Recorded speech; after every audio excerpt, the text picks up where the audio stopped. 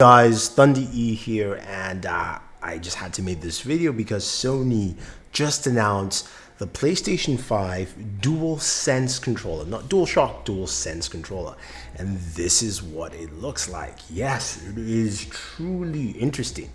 First off the bat, because I'm looking at it here right on the screen, it kind of reminds me of an Xbox controller.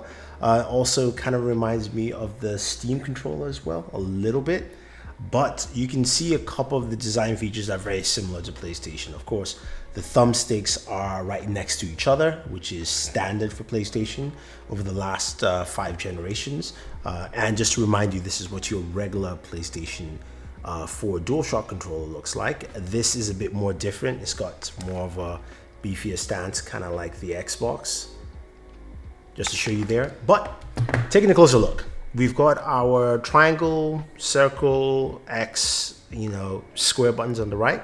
We've got our thumbsticks right next to each other. It's got a two-tone color, white and black, with blue accents around the trackpad. So letting you know that's where the trackpad is. Then we've got, of course, our D-pad on the upper left-hand corner.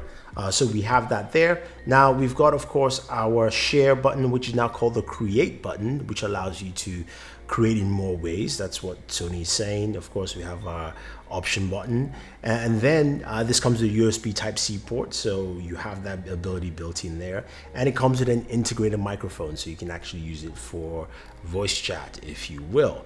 Sony logo, of course, is on there as well.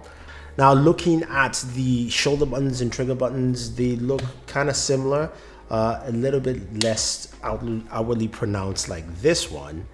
I don't know if you guys can see that clearly here, and more flatter in a sense. And again, they look a bit beefier so that you can get full grip of the trigger buttons in your hands. Yeah, I mean, it's interesting. What do you guys think of the design? I think it looks cool. I wished, of course, they switched to opposing locations, because I am just not a fan of having my thumbsticks here. I prefer playing this way. I've always preferred playing that way. But I do like the look of the controller. I do like a two-tone look.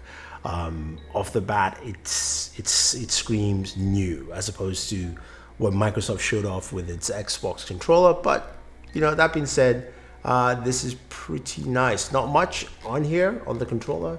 I'm kind of reading through.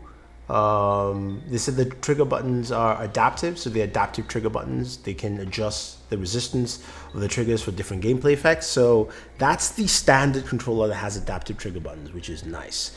No word on the thumbsticks if they are adaptive, or at least you can actually tighten or loosen them as well. But from the sounds of that, I say this would probably cost more than $59.99 for replaceable controllers.